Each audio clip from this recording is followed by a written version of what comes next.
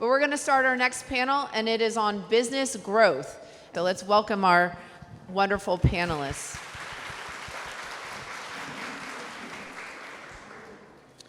Sarah, we're going to start with you. About 5 years ago, all of our businesses are family owned, and my brother is my business partner as well as my mother. And about 5 years ago, we had 4 concepts, and everyone was doing the back office stuff differently. It's really important that each of our brands has a unique identity and a unique culture, but at the same time, you have things like HR, finance, bookkeeping, compliance that all need to be done on the back end. And we saw a need for it to be consistent, not just for liability purposes, but also for ease. So over the years, Side Street, it's been around for 5 years. It's built up, so we have culinary director, beverage director. I do HR, finance, compliance. We have a bookkeeper. We do accounts payable. So it really takes the stress off of the management at each location to have all the stuff done on the back end correctly and efficiently. Great. And in terms of being adaptable, I mean, I think that is probably the word of the day is adaptability in everything you do. And as a business owner, I think you have to be masterfully adaptable. Yes. Yes. Okay. And so, Margaret, how has LiftFund seen, how has LiftFund with small businesses since COVID-19, how have you had to advise and adapt, and then with the businesses that you're advising, but then also LiftFund itself? I'm going to answer that question by sharing with you my background. I have over 25 years of public, private, and entrepreneur experience. So when I came to this position as LiftFund Women's Business Center Director, and by the way, it is the business support arm of LiftFund. LiftFund has 2 arms, the lending side and the business support side. Well, of course, what COVID did is it reminded us the importance of business support. What we've seen with the pivoting is, and this is what I tell all of my team members, and this is our mantra, get ready to be ready to stay ready for opportunity. Those opportunities are loans, grants, and contracts. So with COVID, what we've had to do is everybody's had to pivot. And I said, this is the joy of it. From a Fortune 500 company to the mom and pop organizations, we've all had to pivot. And I know pivot is like a bad word right now with most of us, but what we've told our customers, our clients rather, is take this opportunity that we have and build what you have. Everyone who comes through our center, first question I ask them is, what are your needs? What do they tell me? I need money. What do I ask them? What do you need money for? What's the plan? What's your foundation? So our classes and our programs have been geared towards that, because this is what we tell our clients. We no longer want our clients to survive. That's a bad word when you come to my center. We want you to thrive. How can you thrive? Do what you need to do for the support with your business, whether that's accounting, back house needs that you need, whether it's marketing that you need, and of course, what do we all need? Employees. We need that talent. So what we're here for and what we service is, it's what you need. We no longer have a checkbox as an organization. And I tell all my BDOs, business development organizations, don't have a checkbox. Because guess what? When you guys come into our service, you will tell us what you need. It is our job to identify what you need and to support you. Lynn, how do you handle adaptability with the businesses that you advise? So when COVID hit, and I'm from a state agency, so we can't do business without all of you. And when COVID hit, we had to rapidly shift and stay in contact with our small businesses and our HUB certified companies because our state agencies still had needs. We had to adapt and change. We had to stay connected. All of the issues that the panel talked about previously, we face as well.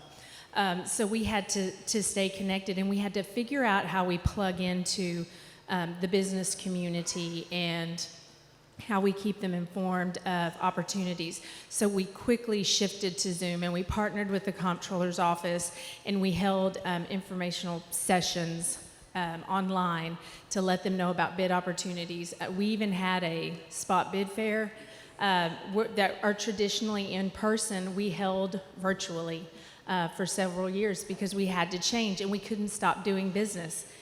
Y'all can't stop doing business. We all need to pay our bills.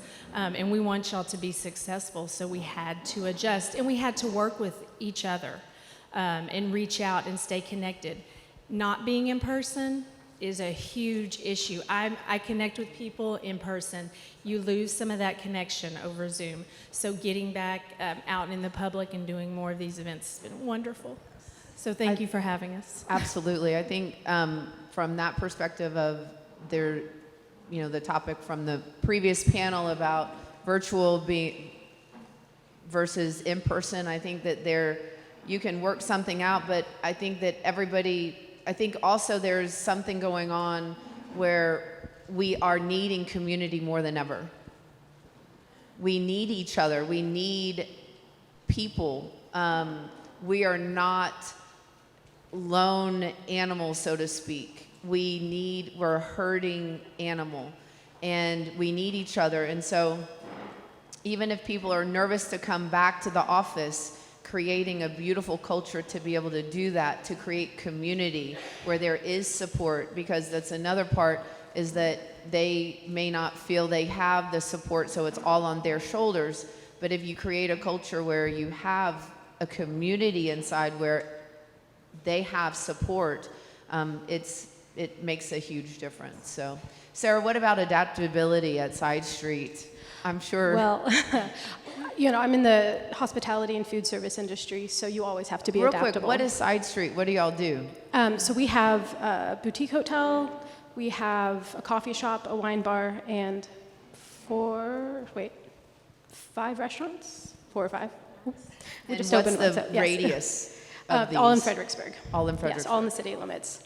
So, we are in a situation where in the food service industry, the profit margins are really low, and any small changes in the economy or tourism, because we're in a tourist town, really affect us and affect our bottom line. So even before COVID, we had to be flexible and we had to understand how to adapt.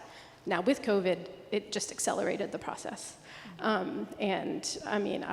just remember spring of 2020, and it just felt like we were running to stand still. And we were being very reactive. And that's, for me, adaptability is you're either reactive or you're proactive.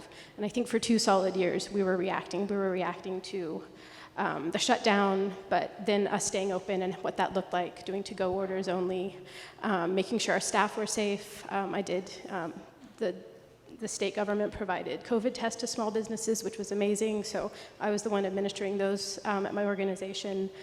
Then, you have inflation, you have supply chain issues and all this. So really for 2 years, we were reactive and just trying to tread water and not drown.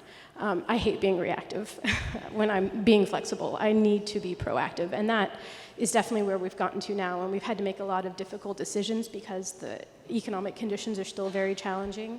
And we've really rethought, blow up our management structure. How do we structure a restaurant? And having the hospitality group has really facilitated that. Another thing is always having resources, being on email lists. The Chamber of Commerce, for example, Penny puts out a fantastic newsletter, and that was a fantastic source of information in the spring of 2020. How do you get those PPP loans, EIDL loans? Texas Restaurant Association as well. So being on the email list for associations that are relevant to your industry is really important. You don't need to reinvent the wheel. There are resources out there and there's information out there that can help you be proactive in how you approach your business. That is so true. If you have a small business, how many people in the audience have a small business? Oh, this is amazing. Let's just applaud everybody right now, please. Like, phenomenal. That is so great. How many are less than a year old? How many are from 1 to 3 years? 3 to 5. 5 to 7. 7 to 12. And do you ever not have to grow? No. You're always in growth mode. You're always in growth mode because there's always a wave coming. It may come in sets, it may come in, longer increments, but there is a wave coming. It's just a matter of time. That's the adaptability. That's the, the pivoting, and it's really important to understand and have a plan for growth. So regarding that, because we have a small business owner and then we have advisors, so it's a little bit funny on the questions in the sense of, if you're going to grow the business, what do we need to be thinking about and doing and implementing at the different stages? So, sure, I'll take Margaret? first. I think if you look at your business, and I love the question, how many years have you been in business? If you are a startup or in the ideation phase, you're going to need a certain set. If you're in what they call the teenage stage or the mid-level stage, where you're ready to build to capacity, I think the main factor is to know who you are and where you're going with your business. Who is your customer? Who are you selling to? How are you leveraging your opportunities and your resources? With LiftFund Women's Business Center, we are a big proponent to making sure to say, hey, have you utilized any of the state agencies? Have you utilized any of the federal agencies? Have you utilized, as you said, the Fredericksburg Chamber of Commerce? In San Antonio alone, we have over 15 BDOs, business development organizations. They all have different specialties. So I encourage everyone to leverage those opportunities. But what we also recognize as a small business owner, let's be honest, show of hands, how many people have the time to reach out to 10 or 15 organizations? I didn't see any hands up, that's what I thought. So that's what I say, get with an organization that's gonna help you leverage those opportunities. Realizing and give yourself grace. You can't be everywhere. But the most important part is, what is your North Star? You know what a lot of businesses found out during COVID? Some of those things they were selling or services they were providing, they were not very profitable. So they had an opportunity to discard that. Guess what happened during COVID? That was my favorite thing. You got to raise your prices and didn't have to have a long explanation. Am I not a show of hands? How could you raise your prices and not have to explain? Before COVID, we couldn't do that. So we would say focus on those things that you can control. Get the support that you need from others. I am the worst person about asking for help.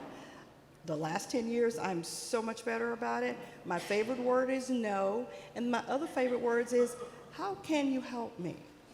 Ask for the help, but also say no to those things that are a detriment to you. And it's okay to do that. Lynn? Yeah, absolutely. Know what you do and what you do best. And with the government and companies coming to state agencies and state business, we see the newbies. We see those 1 to 2 year old businesses, and they need a special set of resources, and they need to be pointed in a different direction. And then I've got some very mature businesses that have been around forever who've never tapped into state government. Know those opportunities. Know who is buying what you're selling, and then connect, make those connections and network. Today is a wonderful day to do that, to grow your pool of network with other companies, with other agencies. Learn those tools, put them in your toolbox, because you never know when you're going to need them. Find out where those resources are. And it's overwhelming to come to state agencies and do business with us. And I laugh because I've been doing it my whole life. This is my family business. I went into the work for the state. But we're here as resources to help you down your journey, down that path. So connect with us and build those relationships. That is so important, because those resources are vital to you being able to do the best job you can do, to sell what you can sell, to identify who those customers may be. How many of you are certified as a woman-owned business? Raise your hand. That is not very many compared to the hands that got raised in terms of owning a business. You know, just because you get certified doesn't mean money starts to flow. But what it does is when you get certified, you then get access to a different set of resources, and you get on some lists that might be very useful for you. And so we have incredible vendors here. So please, I would highly recommend getting certified as a woman-owned business, or if you're a minority also, please, sign up to be get certified as an MWBE. Regardless of what you think is useful or not useful, you might be surprised what you find in terms of opportunity. Now, is that the way that my business we're a construction supply company. My sister and I, we started it. We're Native American. And I would say that it gets you a ticket into the stadium. You get to sit in the nosebleeds if you just get certified. And then you have to utilize that certification to your advantage. And then eventually you can get on the field and play. So, but it doesn't mean just the certification doesn't mean it's all going to flow to you. You have to put in the effort, but please get certified. Sarah, what resources did y'all use in the beginning and access to, and then also through this very trying time called COVID and price and supply chain and price increases, and it's been a pretty treacherous last 3 years. It certainly has. Most of our businesses were already established when COVID hit, and since then we've purchased one business and opened up another one. So there were opportunities there in the midst of all of the problems that were going on. But I think our biggest resource was our employees. I think one of the biggest challenges, especially as you grow, is how do you hold everyone accountable? We have 7 different concepts.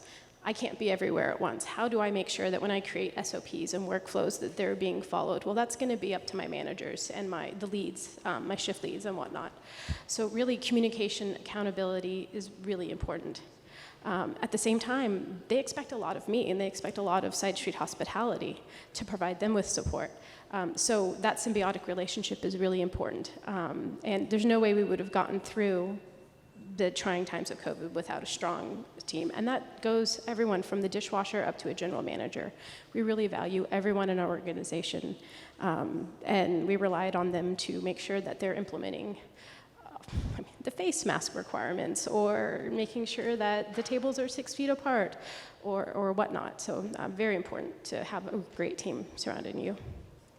Yeah, the team, back to relationships. Relationships aren't just on the outside.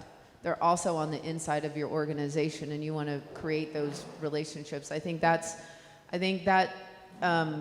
carried the day, at least for us, through the supply chain issues, to renegotiate when people weren't willing to renegotiate, and see where we could find a common ground where we could all stay in business through what was going on.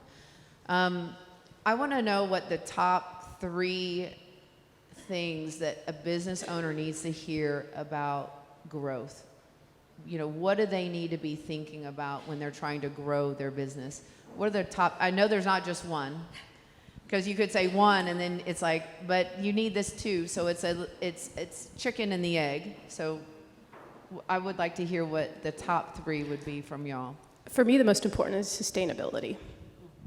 What does that mean? That's a very that chic means word. that if we open a new business, we need to make sure that there's a customer base, that we're filling a void that's needed.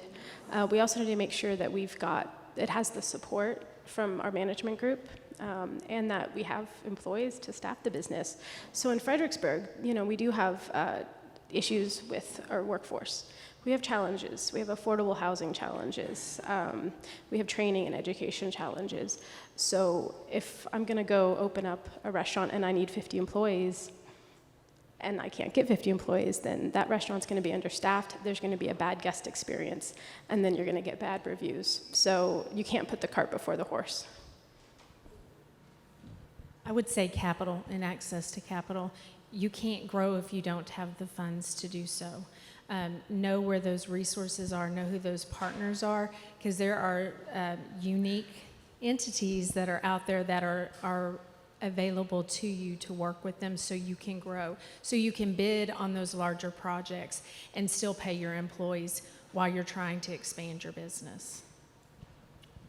I would say, as I said earlier, get ready to be ready, to stay ready for opportunity. And I would agree with everything you said, because that you all said, it goes back to the foundation in your market. But if you're not ready, and part of being ready is that foundation. It's everything, unfortunately. And as small business owners and as you grow, it's still everything. And we just have to be ready. Be ready for those opportunities that are going to come our way. So when you're going through the different stages of the growth, the plan, obviously you have to have a business plan, so you're going to talk about the audience. And even when, Sarah, you're literally said you better present a good business plan, right? So that business plan, even after having various establishments, but if you're going to open up another one, they're going to redo their business plan for that add-on. If you're brand new, you have to have a business plan. At 2.5 years or 3 years, at 5 years, then 7 years, you're going to have a new business plan or look at your old business plan and see what was it smart, what parts are excelling, what parts are not excelling. And so these resources, Margaret and Lynn, are phenomenal resources to go in. People Fund and LiftFund and your local bank, you want to start those relationships because you want to be pitching your idea to them. You want to get their feedback. You want to get their, let me show you what I have in mind. What are your thoughts about this? What do you think that's going to take? What do you think that's going to take in terms of financials? Do you think that that's enough to get a loan? Because right now, banking is going to be the hardest thing for you. It is the hardest thing. You could be a multimillionaire and it is going to be hard today. Okay? I promise you it will be difficult. So what I say, this is what I call it, Karen and I, my sister, we said, how much are we willing to eat? For how long are we going to eat peanut butter sandwiches? Yeah. Wow. Not steak. Do we need to go back to peanut butter sandwiches? We had not hired our first employee. We finally got some money in, and we had been eating peanut butter sandwiches, and we said, okay, we got some money. This is really exciting. I might be able to buy something now. And we said, or we could hire an employee so it's not all on our shoulders. Can we eat peanut butter sandwiches for another 2 years? And so we said, we're going to do that. At year 5, we had an opportunity to buy one of the buildings that we had been leasing. We said, 5 years of peanut butter sandwiches. Do we do 2 more of that just so we can secure? Okay, we're going to do that. So these are the things that, you need to think about and make the sacrifices. As a business owner, I think everybody knows that you're going to eat last. You're going to eat last. Yes, absolutely. I want to add a comment regarding the lending side. This is what we encourage all of our clients. Do not wait until you need the funding. Funding does not take 1 day to process. 30 to 45 days, depending on the size of the loan and who you're going to be going with that loan with. It's okay to go into and meet with a banker and they say no, or guess what? You really don't care for them. Find a banker that speaks to you in your language and that wants to work with you and your business and industry. As you said, develop that relationship. So when you do need the funding, you are ready. But that is one of the major items. Access to capital is key. But access to the capital when you need it, that's the toughest time. It is the toughest time. I will implore you, if you do not have a banker, please seek out one. And it's okay to say no, because guess what? You and I are not feeling each other. You can find a banker that will do that. There are all sorts of bankers, from our national banks to your local, to your regional banks, to your credit unions. They are out there to serve you and service you. So really, if you don't have a banker, go seek one out tomorrow. If I could piggyback on that, I find that local and regional banks are a really, really good resource because they are looking to invest in the community. And so you might have a national bank turn you down because maybe they don't see the value of what you're doing. But definitely local banks are definitely a place to go to. Sarah, are you, in your role, do you meet with the banking group? Sometimes. Yeah. Sometimes, But yeah. your investors are your banking group, essentially, Well, or your owners? We've got various sources of capital. Our main source of capital is ourselves because we invest all our profits back into existing businesses and new businesses. But we're very fortunate that we were able to get to that point. So, yeah. And we also got into sort of industry, restaurant industry here in Fredericksburg, starting about 20 years ago before Fredericksburg took off. So it was easier to access capital, but it was also a lot cheaper to purchase property and start a business here. And times have changed, unfortunately, in some areas. Lynn, on your side, what, as a resource? What would we advise? So when we have businesses come to us and they need capital or access to capital, this is where our partners come into play. We're networking with the chambers of commerce, with the other certifying entities throughout the state of Texas, so we have a place to send you. We have a resource to send you to so they can guide you, because we don't deal in that. We just pay you for what you're selling us. But we have to have partners, and that's where we network with these other entities that are set up and ready to take you in and guide you down that path to help you understanding accessing capital, what that means, what you need to do, planning. Plan before you need that money. That is so important.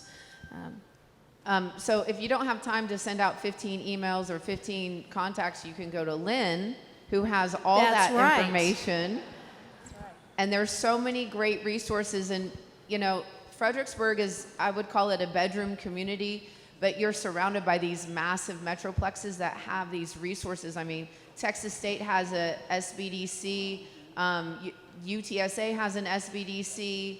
You know, they're just amazing, amazing resources that are there. They're there to help you. They'll hold your hand. You can ask all the stupid questions that you think are so stupid. You can pitch them ideas. They'll help you. They'll get you a business mentor. I mean, it's so important. So I know we're kind of wrapping up to get to the questions, but a couple of things. Well, now I can't remember. But anyway, anybody have any questions? And can I add one thing to that? So we have hub coordinators at the state of Texas. We have the hub certification program that's free. It's a certification that lasts for 4 years. I have some hub coordinators that are here. Raise your hands. Daphne, okay, Stand thank up you. so everybody can see you. So guess what, folks? They get paid, we get paid to help you. It is literally our job. Pick up the phone and call us. We are your tour guides on this cruise. We will walk you down and connect you to those people that you need to be connected to. It's our job to kind of collect those resources, sit down with you, identify what you do, identify what your needs are, and then we help you where we can, and then we direct you where you need to go. It's our job. We do it for free. We get paid to help y'all. So call us. And Lynn, I want to add that to Lynn. You guys can start your questions. These ladies are phenomenal.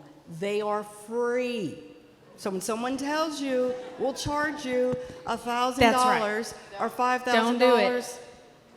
You have incredible knowledge here for free. So please start with that. Amen.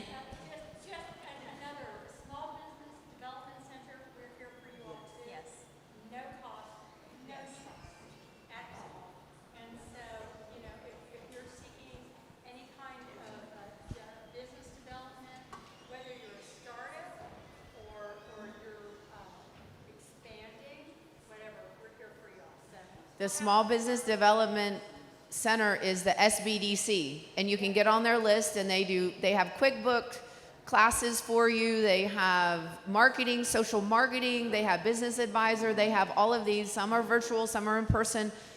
Just type in Google SBDC, and then they'll come up, and then you can register with them, and then they'll send you their newsletters. And when you want to take these classes, they're phenomenal. Maya Ingram, stand up. She was my hub coordinator when we started our business so long ago, when we had nothing, and we met her, and she is incredible. So utilize the resources that the state of Texas has. So what questions do we have in the audience? May I make one more comment? Thank you for the great panel discussion, but I'm with the Apex Accelerator. Great. And we do certifications. We get you registered in SAM. We get you UEI. We help you with bids. We do a lot. And we're also under the Department of Defense at no charge. Yes, and they will hold your hand through the whole process. Please utilize these incredible people that are here for us. And I'm with Texas Tech. You can Google me. Just say Apex. You'll find me. I will be happy to counsel you. What other questions do we have on business growth? So I'm gonna, well, as we're finding our next questionnaire, the relationships are so important. So if you're part of the community, be part of the community. Show up, be there, network. That's so important. Yes, ma'am. Hi, I'm Linda Bean, and I want to know, you encouraged us how to get certified as a women-owned business. How do you do that? What's the first step? Contact her at Apex? Contact her. Perfect. Talk to her. Or contact and the us. SBDC. Yeah, thank you. You have multiple resources. The SBDCs and the Apex Accelerator programs are there free of charge. They're an incredible resource. And LiftFund will too. Right. Identify who you want to do business with first. Identify who you want to target first, because there's a certification at every corner of Texas. There's a certifying entity that either the certification's free or you may have to pay a fee. But there are different certifying entities that your different state agencies, cities, counties, school districts will recognize and accept. So identify who you want to do business with first before you start submitting your application across the board. You may not need some of those certifications. So that's your first step. Then reach out to one of these wonderful resources that we have available. Yes, they will help you figure it out as well. Good morning. I would just like to ask if the lady if she could repeat her name and organization so we could find her. Apex. Emma, and I'm with Texas Tech University Apex Accelerator. Emma with Texas Tech University Apex Accelerator Program. Also, there's an Apex Accelerator program in almost all of the major cities, because San Antonio has one. So, yeah, so it's throughout the state, the area, especially with the SBDCs and that connection. But she's here, she's offered, so it's here. We got our SBDC people that are here, hands in the air. So, yes. We have more questions? So, real quick, we were advised when we started, and we were not legacy in construction, which is very legacy dominant, which, you know, they're good things because you don't learn this in school, the stuff that we do. And so you want legacy around so buildings stay erect and sound and safe. But, you know, we were advised to get involved in our industry associations. And so every industry has an association. And I highly recommend that you become a member. And ours was the Association of General Contractors, the AGC, Heavy Highway, and they said we called to get membership, and it was $600, and we were like, oh my God, I could eat a lot of peanut butter sandwiches for $600. This better be worth it, and this is annually. And then they said, well, you know, you have to pay $25 for the lunch every month. Per person. And I'm like, oh my God, they better feed me really well for $25 every month, you know, one day. And I could eat for $25, I could eat for a week, you know, for one day, my God, for lunch. So then I said to the membership person, and, you know, is this worth it? This is a lot of money. And he said, if you get involved, just get involved. Whatever you put in, it'll come back to you. So what did we do? We signed up for every committee we could possibly be led on. And we showed up and they're like, are y'all lost? Are you okay? And we just kept showing up and we just kept showing up and we added value and we got involved and we understood, we learned what the problems were, you know, where the gaps were. We understood what the issues were that were facing our industry as a whole. And then we could get involved in that way. And that gave us connections and contacts to people that would hide from us and run from us as salespeople and vendors. And they were out in the open, finally. They were not locked in the barn.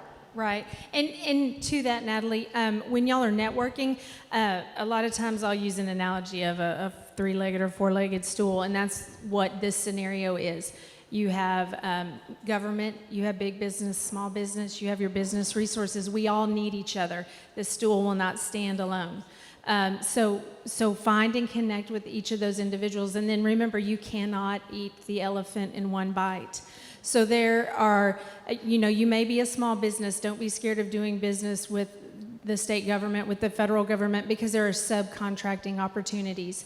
Larger firms are looking for you. They are trying to find you. They are trying to connect. A lot of businesses will have an individual who will do that. They're our counterpart in the private sector, like a hub coordinator. Find out who those individuals are and connect with them and see if there's an opportunity for you to subcontract with them. But you've got a plan, because when they're responding to a bid in 2 weeks, you've kind of missed that opportunity. But talk to them, because there's going to be other opportunities they're responding to, and they need you as much as you need them. Great. For those who are in construction, did you realize that there is, and correct me if I'm wrong, just TxDOT alone, billions of dollars. Billions with a B. Billions in contracts. Yes. Do you know how much opportunity a subcontractor can make? We're not talking about just the prime. Right. How many here could use $1 million a year in their business? $1 million worth of contracts. This is what we're saying. Right. The big elephant is TxDOT. That's just one of the Right. agencies. And those opportunities, so those primes are searching. I love that you said that. We went to the meeting, we signed up for everything. Yes. First of all, they couldn't ignore you. Second of all, you got to hear the secrets and the opportunities, and those folks got to know you, therefore they were willing to bring you in.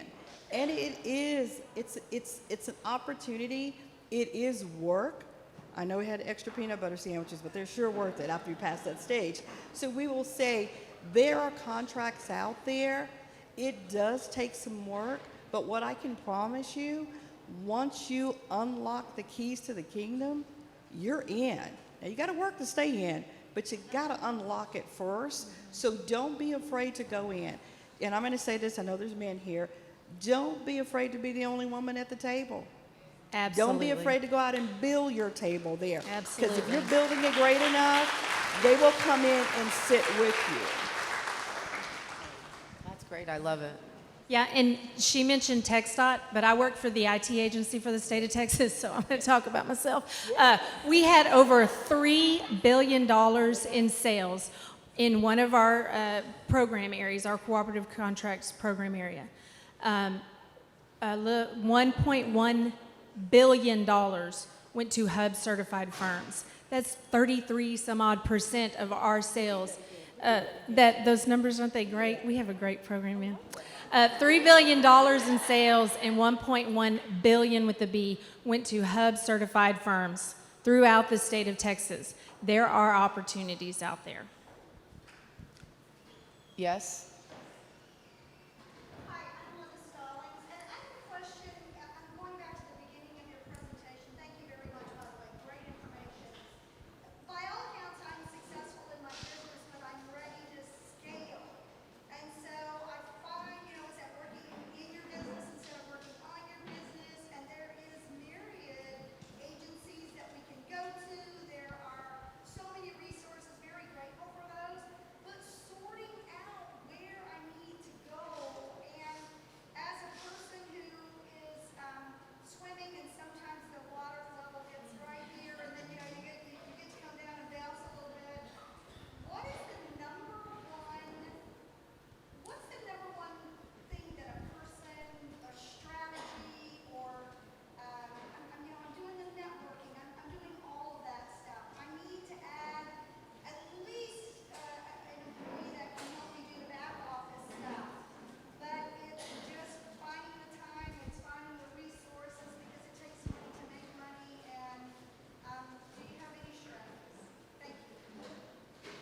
I know we're wrapping up, so Sarah. Just very quickly, when we are growing, I like to look at where we want to be in 10 years and work back from there and say, if this is where I want to be 10 years from now, this is where I want my businesses to be, let me see what those steps are to get there and then what resources I need to fulfill each step. Uh-huh. Okay. So talk Yeah. to one of the SBDC centers, the Apex centers.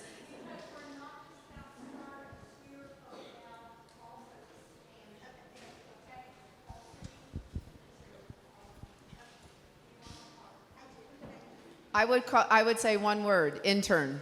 Find an intern. Yes. The CTE is a career technology education. It's in every high school in the state of Texas. It's a phenomenal program, and they have a business track, they have a construction track, they have an ag track, they have a manufacturing track, they have a hospitality track, and they have to have internships at 16 years old. Get to know your CTE directors, because you can pull from interns, and then also your universities for interns, and I would say an internship that could help bridge the gap. But thank you so much for everybody and our amazing panels.